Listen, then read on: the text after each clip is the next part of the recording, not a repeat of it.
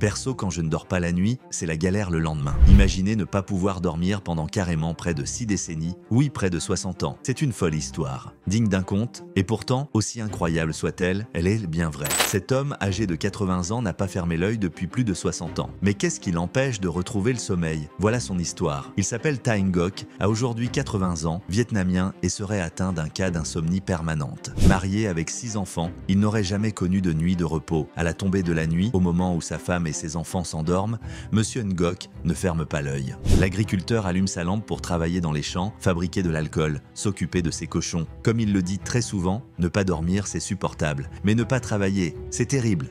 Je passe plus de temps à travailler que d'autres puisque je ne dors pas. Je deviens désagréable si je n'ai rien à faire. Des dizaines d'équipes de chercheurs venus de Thaïlande, d'Australie, de Corée du Sud, des États-Unis ont examiné la maison de cet homme pas comme les autres. Mais tous se sont avoués vaincus, ne pouvant donner de réponse à cette insomnie. On se demande bien la cause aussi. Tout aurait commencé en 1973 lorsqu'il a traité une fièvre qui le dérangeait. Il aurait donc pris des pilules qui auraient pu causer ce mal-être. Au début, je pensais que je ne dormais pas parce que j'étais inquiet, mais ce phénomène s'est avéré être permanent. Sa situation est une véritable énigme pour les experts. L'agriculteur s'est donc finalement résigné à vivre ainsi. Et si un sérieux manque de sommeil peut être très dangereux, il n'en serait rien pour Tha Ngoc. Selon Times Now, plusieurs experts ont testé son état et tous ont pu prouver qu'il ne se reposait pas, mais parvenait malgré tout à vivre. Le youtubeur Drubinski s'est de son côté intéressé à ce cas hors norme. Même son de cloche de son côté. Bien qu'il ait observé que l'homme tentait de se coucher tous les soirs à 4 heures du matin, il a également confirmé qu'il ne parvenait pas à fermer l'œil.